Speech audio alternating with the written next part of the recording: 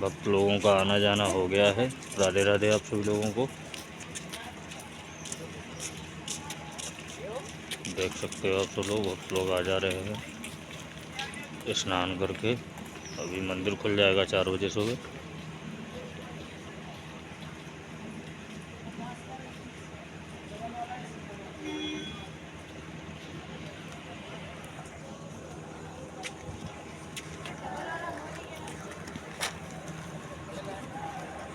जयकारे लग रहे हैं माता ललिता के मंदिर में। कैसा लगा ये ब्लॉग का वीडियो आप लोगों को ज़रूर बताना आप सभी लोग। माता रानी ने बुलाया तो हम भी चले आए टहलने के लिए।